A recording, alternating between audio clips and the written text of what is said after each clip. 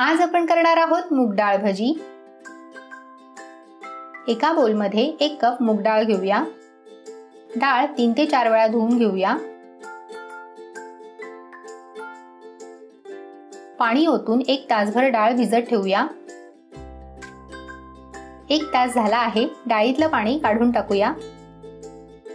डाळीतलं उरलेलं पाणी काढून टाकलं आहे। डाळ मिक्सरच्या भांड्यात काढली आहे। डाळ जाडसर वाटून घेऊया। वाटताना तुम्ही 1 ते 2 चमचे पाणी टाकून ग्राइंड करू शकता, जास्त पाणी टाकू नका। डाळ वाटून झाली आहे। डाळ इतपत जाडसर हवी, त्यामुळे भजी छान क्रंची होतात। वाटलेली डाळ बोलमध्ये काढली आहे।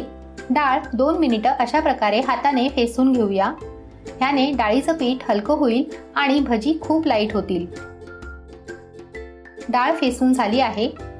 आता ह्यात 1 मीडियम साईजचा चिरलेला कांदा, पाव कप चिरलेली कोथिंबीर, 1 टेबलस्पून धणे जिरं पावडर, 8 ते 10 बारीक चिरलेली कढीपत्त्याची पाने, ही ग्रीन पेस्ट आहे।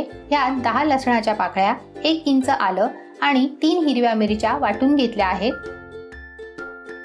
अर्धा टीस्पून गरम मसाला, अर्धा टीस्पून हळद, अर्धा टीस्पून लाल तिखट, चवीनुसार मीठ आणि 2 टेबलस्पून कॉर्नफ्लॉवर टाकूया। कॉर्नफ्लॉवरच्या जागी तुम्ही तांदळाचं पीठ वापरू शकता। सगळं नीट मिक्स करूया। कॉर्नफ्लॉवरमुळे भजी कुरकुरीत होतात। भजीचं मिश्रण रेडी आहे। भजी तळूया।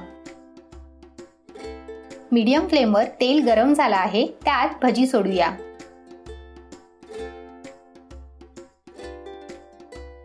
एक मिनिट झाला आहे, भजी थोडी हलवूया।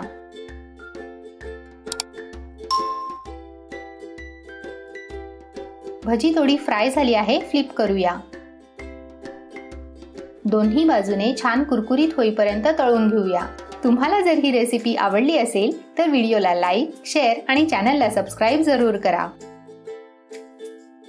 कुरकुरीत मूग डाळ भजी रेडी आहे। चहा बरोबर आस्वाद घेऊया।